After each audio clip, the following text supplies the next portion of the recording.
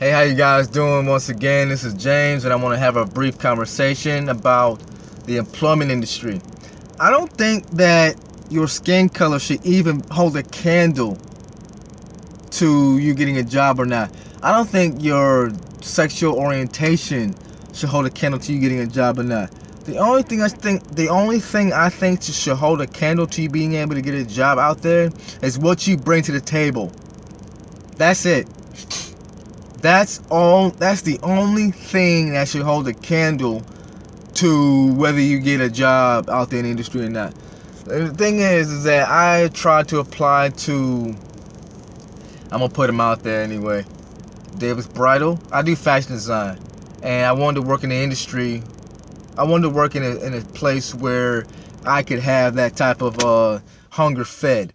So I applied to David's Bridal 2 times in 2 times in 2 different years. I didn't get in because of my lack of experience, and that should not either be a thing that segue. Lack of experience, that should not be a thing that makes a person not hire you. Because if you don't have experience and you're applying for a job and you bring the correct attributes to the table, I think that person should hire you because you bring what they need to the table. Because I read in a I think I read or heard this on a video somewhere, is that you don't want to be who they want you to be. You want to have your resume to be airtight as far as your skills and things concerned, but you don't want to be who you think they want you to be.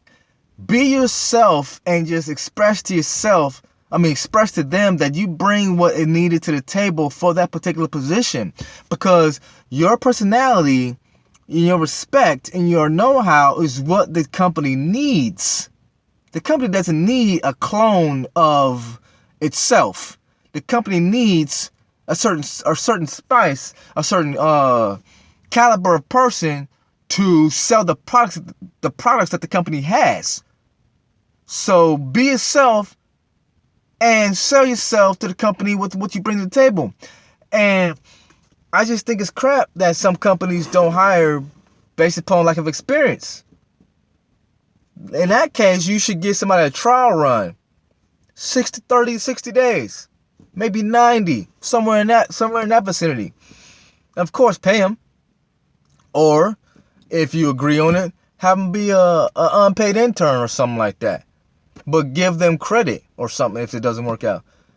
I mean, in the workforce today, and in my opinion, I think this is why a lot of people are going in the entrepreneurial phase of life, is because there's not enough companies giving people a fair shake.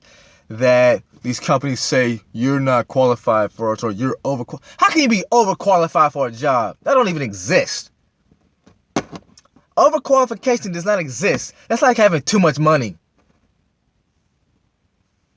How can you have too much money? How?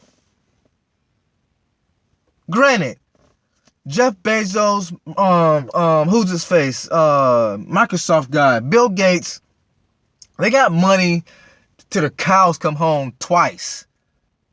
I wouldn't say it's too much money. It's not too much money. So how can you have too much experience? That's just the employee's polite way of saying you know too much, you know more than me. You could probably fire me, or you could probably teach me a couple of things. That's the arrogance of the employer saying you know too much. I'm afraid you're going to tell me what to do. No, corporate America, I think you need to start hiring people who don't have experience but have the chops on their resume and sell, and they are able to articulate themselves in a manner where they can bring what they have to the table and bring and have assets and bring their assets to the table and be able to help you out. Because the only thing that should separate somebody from getting a job or employment somewhere is not having the skill set. Having the wrong skin color, you can't ever prove it, but that's how some people act. That's how some people act. That and gender. So the whole thing in this video is that corporate America, I think you seriously need to reevaluate your hiring practices, because some of you guys out there don't hire because of frivolous garbage. Straight up. Because like I said, I tried working at David's Bridal.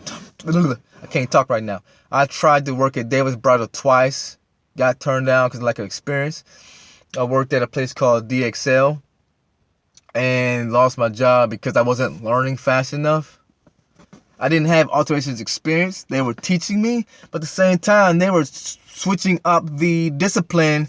I learned one skill set fixing him. Then I learned a whole other skill set the next day. And some days I would learn 2 skill sets at once.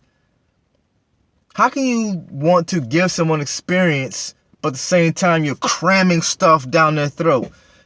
A person cannot eat a turkey leg in one swallow. They have to chew it, and it takes a couple of minutes to chew it. You can't eat a turkey leg and you can't do that. So, yeah, corporate America, I think you guys need to reevaluate your hiring practices and just rethink who and how you hire. Because if a person can articulate themselves on their resume and in the interview and say they have the skills to do what it takes for the position that you have open, that should be enough to give them the opportunity to show you what time it is when they clock in, for lack of better words. That was a pun off the top of the head. And if you feel that, if it's like NFL tryouts, if you feel you need to give them a workout, give them 30, 60, or 90 days. And if they're not showing you what you expect of them, and if they're just not doing it for you, show them what they're doing wrong. If they can't improve within the 90 days or whatever, then it's time, the opportunity for them to go, and tell them they have an opportunity later on, perhaps if they want to revisit. Like and subscribe to this video. I do pop culture, social, and world topics all the time. Subscribe to the channel, hit the bell so you can know what time I'm on. Love you guys as always. Let me know what you think in the comments below. Peace out.